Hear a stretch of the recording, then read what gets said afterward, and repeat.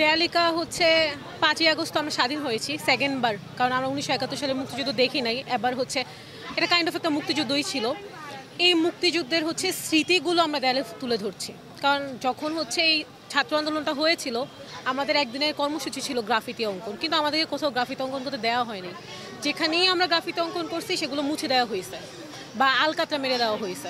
তাই ওইটার প্রতিবাদ স্বরূপই হচ্ছে আমরা বিভিন্ন স্কুলের দেয়ালগুলোকে হচ্ছে রাঙিয়ে তুলতেছি।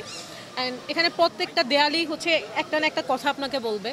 প্রত্যেকটা দেয়ালই হচ্ছে আমাদের ওই ছাত্র আন্দোলনের সাথে রিলেটেড। এটা ছাত্র আন্দোলন না বলে আমরা স্বাধীনতা যুদ্ধও বলতে পারি, কারণ আমাদের আসলে অনেক বছর বাক স্বাধীনতা ছিল না। আমরা হচ্ছে একটা কারাপ্টেড কান্ট্রির অংশ ছিলাম, যেখানে রন্ধ্রে রন্ধ্রে ছিল দুর্নীতি।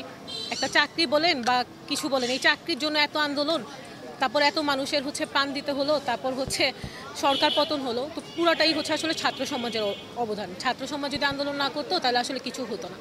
ওদের একটা ট্রিবিউট হচ্ছে এই দেয়ালগুলো। ওদের যে কাহিনীগুলা, আবু সাইদ ভাইয়া বলেন, মুগ্ধ ভাইয়া বলেন বা কুমিল্লার নূর ভাইয়া বলেন, সবাইকে ডেডিকেটেড করেই হচ্ছে এই দেয়ালগুলো করা হইতেছে। যেমন এই দেয়ালটা হচ্ছে আমাদের যে শিশুগুলা, যে বাবুগুলা হচ্ছে মারা গেছে, ওদের তো কোনো আসলে দোষ ছিল না, ওরা তো নির্বিচারে মারা গেছে। এই যে আপনার হেলিকপ্টার থেকে গুলি ছোড়া, এগুলো তো আসলে কোনো ডেমোক্রেটিক কান্ট্রির অংশ হতে পারে না। তো ওদের জন্য ওদেরকে একটা শ্রদ্ধা জানানোর জন্যই আমাদের এই কার্যক্রমগুলো আর কি।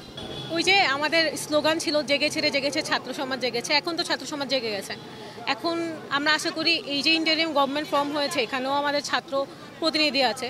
তো আমাদের যেই সমস্যাগুলো, এই যে আপনি যেটা বললেন যে দেয়াল দূষণ, এটা তো আসলে একজনের দোষ না, এটা তো আসলে একজন চাইলেই করা যাবে না। তবে শুরুটা আমাদের থেকেই হতে হবে।